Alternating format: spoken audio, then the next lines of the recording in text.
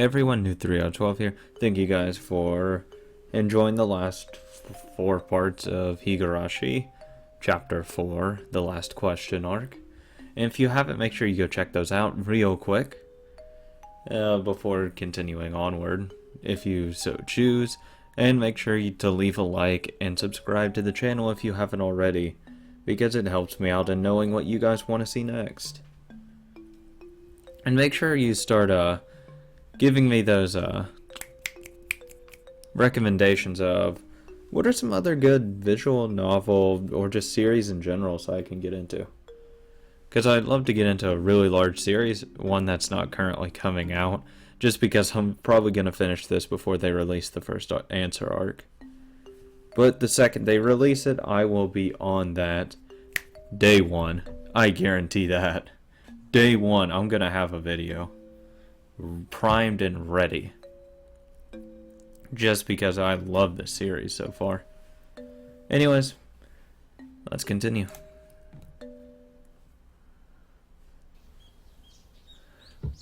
Waking up in a cheap hotel in the city was by no means pleasant. I remembered even during the long camping trips we had during grade school, I wanted to get home quickly, counting out the days left on my fingers. No shit, I'd fucking hated going on school trips like overnight for multiple days. Those sucked because they're never fun, because all you have to do is just do shit they tell you to do. You don't get to do stuff that you want to do. Waking up this morning, I was somehow reminded of that. Was it a need to do with my wife when she gave birth? A particular type of homesickness? Oh hell yeah, I would be pacing out like up and down. I would be calling her just to check if she's okay, all that stuff. As a productive member of society, as a public servant bound to fulfill his duties, it was pathetic indeed. Those negative emotions faded as I downed my breakfast, which was surprisingly not half bad. The meeting with the informant that Oishi had provided would be tonight. Until then, I couldn't just be lazing around. The Onakafuji Defense Alliance was protesting the dam construction in various ways. Including in this way was a strategy for improving public relations, which could be characterized into two major forms, combative and peaceful. In regards to the former, as an attempt to keep law enforcement in check, they appealed to the public sympathy by highlighting the oppressive and inhumane tactics of the police and the brutality of the riot squads.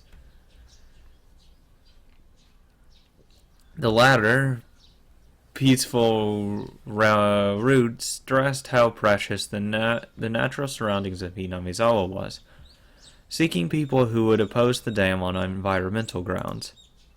Smart.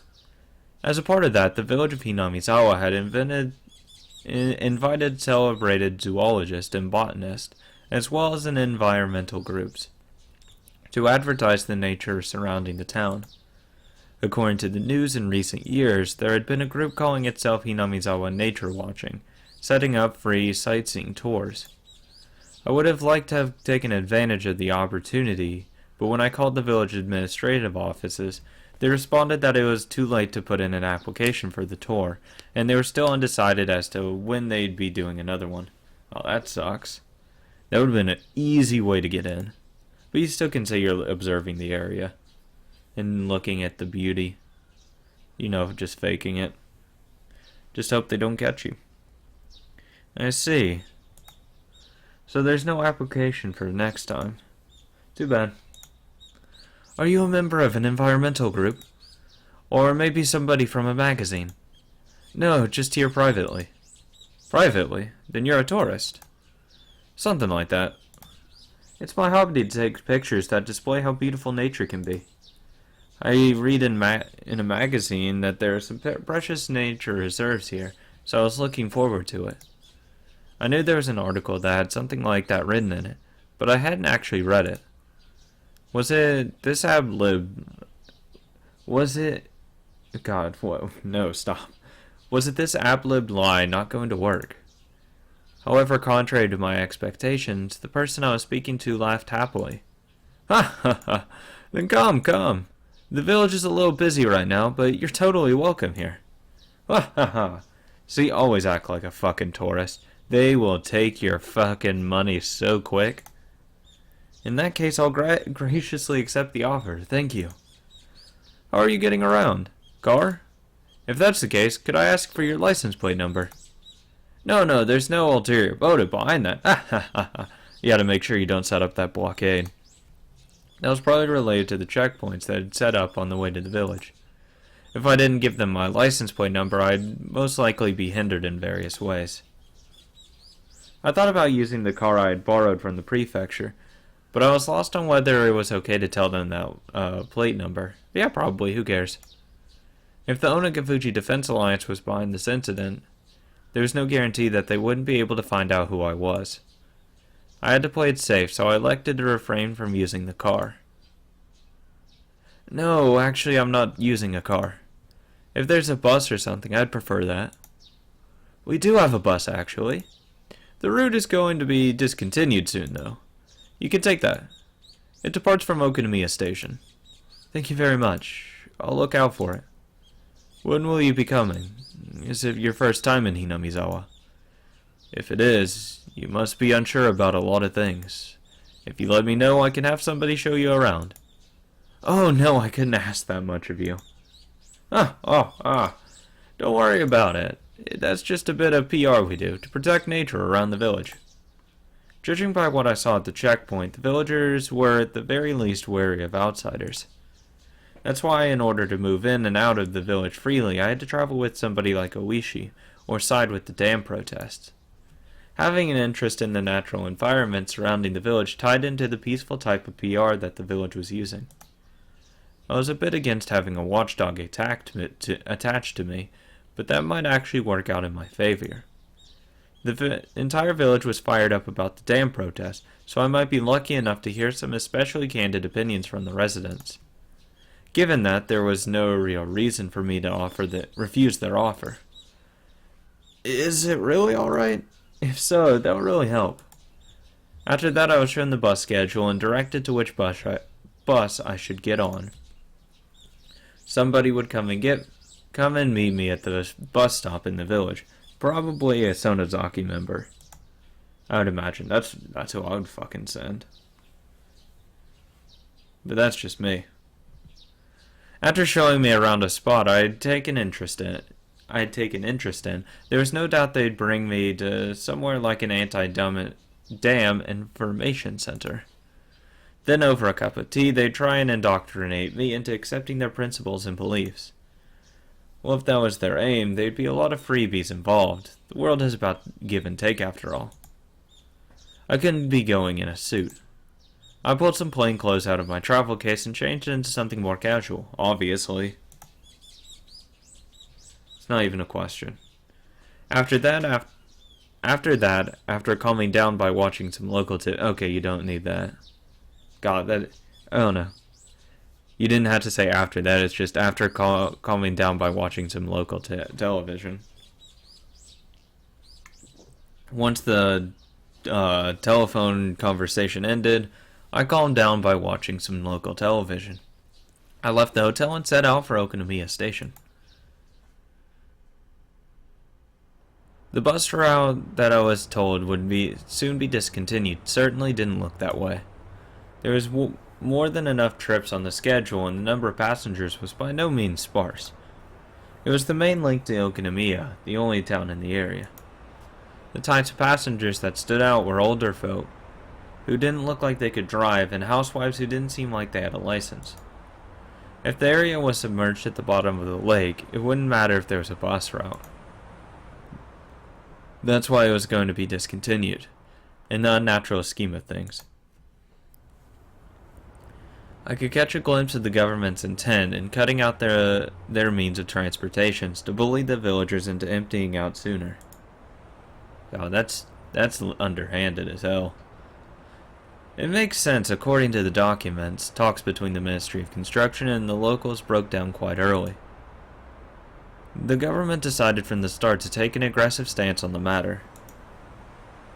It was like the fairy tale with the north wind and the sun trying to get the traveler remove his cloak. to remove his cloak. Even their bullying had meaning to it. The reason why the Onagafuchi Defense Alliance resisted so violently was because the government was doing unseemly things like that. I was somebody who lived in Tokyo, so for a village or two out in the boonies like this to be submerged didn't seem like a big deal. But I guess for somebody actually living here, it would be a vitally huge problem. Yeah. I mean, that's the problem with a lot of things. Is the disconnect between people who live in cities and people who don't live in cities. It's a huge disconnect. And that's like the main issue. God, I hate to bring politics into that, but it's a big issue of this past election, is that I think a lot of people misunderstood the sentiments of local people and just the average person not living in a city. I think that's what a lot of people in media misunderstood, like misrepresented, and didn't think they would be as vocal as they were in the election. However, I don't want to bring in politics too much unless it's a special video, because I want this to be a place where you can just sit down, relax, listen to this terribly unsoothing voice, and enjoy a great series, a great novel series, written by an amazing writer who's great at writing characters and really expressing the emotions and the intent behind each character. It's amazing.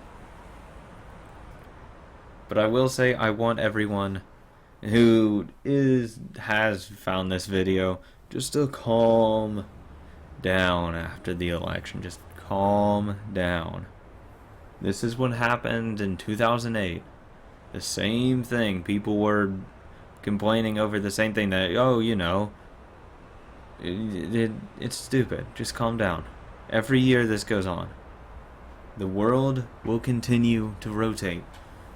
Whether someone is president or not, it will continue to spin and revolve in an unending cycle that we can determine.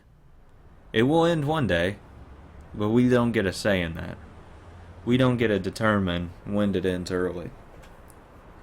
We can kill everything on the face of the planet, it's still gonna fucking spin. Because that's just how the universe works. Our actions don't influence anything major that's really happening outside of Earth.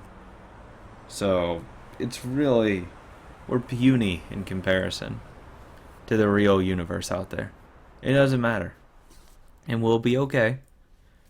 Calm down. It will be fine. I can guarantee you this. If everything's not fine, you can blame me. I will take the sole blame of everything. Because I think it will work out. I am very optimistic of the future. Because we have to come together as a nation, no matter what. None of this, it's not my president. No, it is. You might not have voted for him, but he's the president now. And there's nothing you can do about that. Don't talk about fucking assassinating him because it's stupid. People talked about assassinating Obama. And on the other side. And people were like, oh, that's stupid. Why would you do that? It goes both ways. It needs to be equal on both sides. Because I remember hearing about it. And you just have to get over it. Okay? I mean, that's it. Life goes on. My candidate didn't win. Well, technically they weren't ever going to win, but they still didn't win. Who I voted for didn't win. You don't see me fucking talking about I want to kill myself. No. Because it's ridiculous. And it's just something we have to get over. We have to come together as a nation. Because it just shows how deeply divided we are. And I did say I'm pretty sure that the popular vote doesn't matter. Oh, and look at this. She won the popular vote, didn't win the presidency. Look at fucking me, calling it. Calling shit. For it even is relevant. I can see the fucking future. I wish I could, honestly. If I could see the future, oh hell yeah. I'd be ruling this fucking world. You guys haven't seen anything yet if you think anyone's going to be a bad leader. Oh, I would abuse the shit out of my power. Jesus. It would be so amazing. But anyways, to wrap up this little mini rant that I had, is that I think we need to work together on actually becoming unified before complaining as much as we are. Because complaining's not going to bring people together. The reason he got elected isn't because it's racism or sexism or to promote rape culture and all these excuses. No, it's not. It's because we're a divided nation. That's why he got elected. It's because people go off the deep end and really try to overcorrect and become a fascist state. That is a fact. A lot of people voted for him for that very reason. That they're tired of the way some social justice people take it, how far they take it. Because no matter what, they take it too far sometimes. Sometimes you have to reel it back and remember people are just people.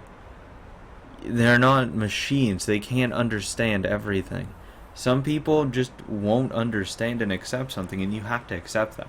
That's just something you have to accept. Whether you like it or not, it's just people are people. It's unfair to hold people to this high standard that it's hard to live to. Especially people that don't understand it in the first place. Especially expecting just random people that have maybe never have heard of this kind of concept because they do live in not as populated or not as liberal areas, and expect them to immediately accept whatever you're saying. It's just not how it works. And that's not how it should work. But this is our government. If you don't vote, you don't get to complain. I don't give a fuck. I'm tired of people talking about, oh, I didn't vote because they were two terrible people. I don't give a fuck. Vote for a third party. Vote a write-in. You're just saying, fuck my right of having a choice in the matter. No, you can't do that. I'm sorry, I don't agree with that sentiment. It's such a broken and failed logic. People have fought and died for a right to vote. The Revolution, the Civil War, Civil Rights Movement, the women's suffrage. All of it was in a right to vote. And if you don't vote for it, no matter who you are, you're spitting in the face of the people who died. Just to be able to even think about having that right that you're just throwing away, and it's disgusting. It really is. It honestly makes me sad that you're that disrespectful towards it. It's terrible. But some people don't see it that way. Some people think, oh, if you vote for a third party, you're just not voting at all. That's not true at all. It shows you're fighting against the two parties that they put up. Your voice is heard. Because the more third party support, the more it'll throw elections off. And that will really get in the minds of the two main parties. It really will. Whether people like to admit it or not, it's definitely a factor. But we need to come together as a nation, accept it, it's over. There's nothing we can do about it. It's over. He won by a very significant margin, electoral-wise. And that's just how it is. People saying, oh, if the DNC didn't screw Bernie. Yeah, they did. That's the point of them. Their point is to get whoever they want to be elected. That's the whole point of the national conventions. Wow. Wake up. Of course they did. You'd have to be stupid not to think they did. That's just how they work. That's why the original founders didn't intend for political parties. Because they knew shit like that would happen. But we just developed into that way. Because it's easier to put people in blocks than to target people individually. And that's your reasons. Both candidates, I'm going to say, were terrible. I don't give a fuck. Both were terrible. And I'm not here to say which one's better than the other, because it's the two differences of what you want as a president. Someone unfit to be president or someone that's corrupt. That's just how it is. And you get to pick whichever. The American people decided, not just one group of people decided, but the American people as a whole. Because, well, not a whole, because there was division, of course. But the people in the states that swung the election, and a majority of the electoral college votes, they said we'd rather have the unfit president. The unfit man for president. And we'll have to see if he does well. I'm optimistic, I hope. Because I see it going down two ways. It's either going to be a really great one or a really terrible one. Only in 4 years will I be able to really nail it down. I'm optimistic that it'll be great. Because I think it would be fantastic. But I think people need to calm down. Take a deep breath. And remember, 4 years isn't a long time. Not at all. It is a short time. You can't do shit in 4 years. You can barely do anything in 8 years. People say, oh, fascism and all that. No, it's not fascism. It's the way people voted. You can't complain about it. If the people voted that way, you have to accept it. And sorry if you don't like it, but that's the will of the people. That's their voice. You can't condemn a majority of the people. You can, you just sound ignorant. You sound stupid. Anyways, to wrap it up, finally, just make sure you guys are fucking just come together. We just need to come together. And just say, enough with this fucking bullshit. How about we actually do shit instead of complaining and bitching? And all this fucking two-party bullshit stuff. I don't care how many parties there are. Two parties gets it done. But I don't want I don't want this bullshit of we can't bend at all. No, I want fucking natural human beings going for the common good of both the individual and the collective good. Because both needs need to be balanced. And I think it's very possible if people just sat down, put aside their differences and said, let's just fucking do it. Let's get over it. The election's over. It's time just to fucking wait and see. Like the fucking chapter 3 of this game. Wait and fucking see. There's nothing we can do except wait and see. And there's nothing you can do about it. Just stop fucking protesting, because your protests don't mean shit. It's not gonna swing any state, because the states are protesting and didn't vote for him, electoral wise, which I think is hilarious. You know, just like fucking protesting California and Boston. It's like, what the fuck are you doing? All of your electoral votes went to Hillary. It doesn't matter. What are they gonna overturn? Oh, we suddenly have 300 votes and we just give them all to Hillary. No. It's over. It's just how it is. Accept it. And acceptance is a great path to healing. If we just sit here, cry, bitch, complain, it's rigged, no healing is going to get done. We're a divided nation. It's a deep chasm. We need to bridge it. That's all it is. But what do I know? I'm just that fucking white male that isn't allowed to have a voice. That isn't allowed to speak for people, right? That's what the internet's taught me. Fucking ridiculous. But let's continue. Enough of that depressing shit. Now let's get on to the good stuff of murder and curses. This route will be discontinued on the... Fuck off. Thank you for your patronage up to this point. Let's go with the 19th of May. Let's go with the 19th of May. Why not? I like that. I like that date. Let's go with that. We look forward to your patronage on our other lines. Transportation. Shit, transportation. Gazing lazily at the notice of the discontinued service posted inside the bus, I counted down the number of stops until the designated one. Along the way, we passed through the checkpoint before without stopping.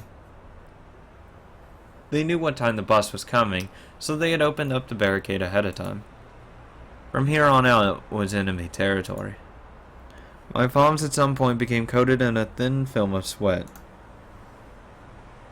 Now arriving at Utica Waterworks. Are there any passengers disembarking? I hurriedly pressed the stop request button as the designated stop was announced. Just stand up. Yes! Jumps out the window. Oh my god, I would love this guy in Eternal forever. He would be my favorite fucking main character. If he just said, fuck it, opened up the window, jumped out, landed, and just got up and walked the rest of the way. That would be so fucking cool. It would be worth it. For none of the numerous passengers to be getting off here meant that it must be quite a remote place. In actuality, the stop I got off was so abnormally run down that I could tell it was barely used. As soon as I stepped out, an intense atmosphere, completely different from the interior of the bus, assailed my body. Right now, Oishi or Motodai weren't beside me. That's right. At present, I was alone in the middle of enemy territory. God, quit fucking being melodramatic, though. That's the one thing I don't like. He's all melodramatic. Oh, it's enemy territory. Get over yourself. Come on. You're a fucking public safety guy. This is your job. Fucking get it done. Act natural. Don't be all nervous. But I guess I don't know. I'm really calm under pressure. So I guess I'm different than him. In that sense. My adversaries probably thought I was just an ordinary tourist, but that was nothing more than a ruse. Okay, then calm down. Just look at stuff. But if by some mistake my true identity was to be exposed, it brought back to the terrifying words I had heard at the prefectural office, that if somebody was attacked in Hinami's hall with a knife, there wouldn't be any evidence left behind. I didn't seem suspicious, did I? My clothing was currently casual. It was exactly the type of clothing that a city slicker that viewed the countryside as a wholesome getaway would wear. A camera and a knapsack. Inside were various things needed for hiking. What is this, fucking Tometake? Oh god, that would be the biggest fucking plot twist. Oh, it's actually Tometake. What? God, I would fucking flip. Oh god, that would be insane. And now thinking about it, that would be crazy. Like the whole time he was a public safety guy. Oh my god, that would be wow, now I kind of want them to pull that. Like I legit kind of want them to pull that now. There's no way they have the balls to do that, but god, that would be crazy. It was still only June, and maybe it was unusual, but the sun was shining down like it was already the middle of summer. The fact that I didn't bring a hat must seem odd. No, it wasn't something to be that concerned about. It's alright. I was just a normal tourist. Just normal. Was there anything suspicious about me? Oh yeah, you're panicking. Calm down. Take a deep breath. In and out. Asking that as I turned around to look at the bus that was departing. All the passengers by the window were staring down at me silently. They were staring right at me, as if they had seen right through my proud little outfit. Just staring, looking down on me. Countless stairs rained down like needles on me from the window open to the air out of the bus. From the windows open to air out the bus. Oh, God.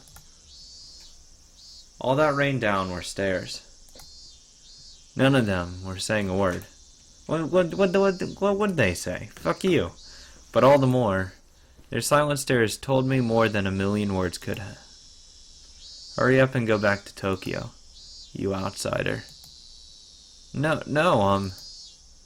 there's no reason for me to speak. My quiet voice was drowned out by the sound of the engine. Okay, so maybe I don't want to go there. Actually, no, I would go over there like 3 or 4 years after the damn project. You know, when Keiji goes over there, because then it was kind of more mellow. You know, that kind of thing. But I mean, he doesn't really get that option. I'm just saying, me personally.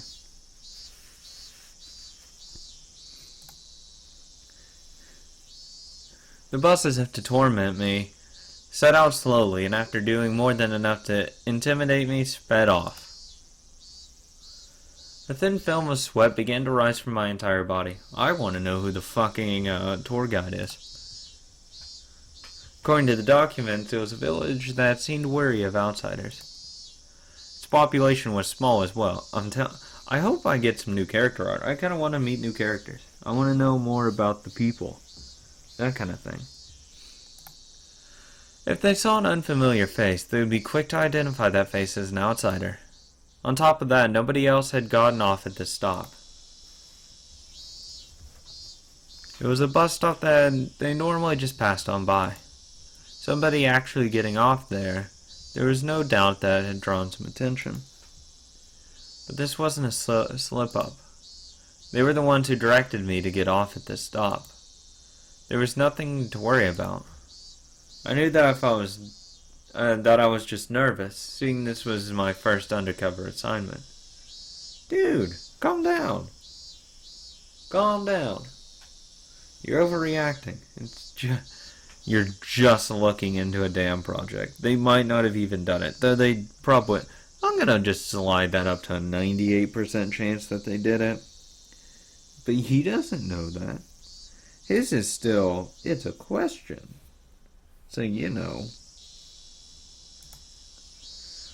My more seasoned colleagues refer to us as the new generation that didn't know how to lose their cool. But that wasn't true at all. For me it is. I don't lose my cool often. Actually, no, that's not true. It takes a lot. It doesn't take stress, it takes annoyment to piss me off. People that don't see logic and reason piss me off. When I give them fact after fact after fact after fact, backed with study, and they just fight it back with an emotional response, it pisses me off. That is something that I'll lose my cool over. Or just someone that completely irritates me. Phew. In order to calm my breathing down, I exhaled the unpleasant air residing in the pit of my stomach. I couldn't help but pray that my apprehensions would disappear like the white clouds of exhaust expelled from the bus. There was a small shed there to serve as shelter if it rained, and it was there I decided to wait. Inside the shed, one wall was plastered with posters advertising the damn opposition efforts. Oh, there's your fucking center. So they'll give you like 10 minutes and then they'll show up, so you're almost forced to read it. It was like the heartfelt screams of the village were recorded on that wall. Inside that shelter, I felt an inexplicable pressure. It wasn't like I had any real relation to the dam project, but it still made me feel hesitant about being inside there. That was just how filled with the force of denial that space was. Well, I mean, their whole way of life will be over. If it's approved. And inside that uneasy space was a girl. Inside that shed, covered in words, written in broad brushstrokes, breathing the policies regarding the dam and calling for action, there was a girl sitting there with a drowsy gaze as if half asleep. Now you see, I probably... Since Rika's on the title, it's probably her, but you know deep down I really want that to be Mion, though.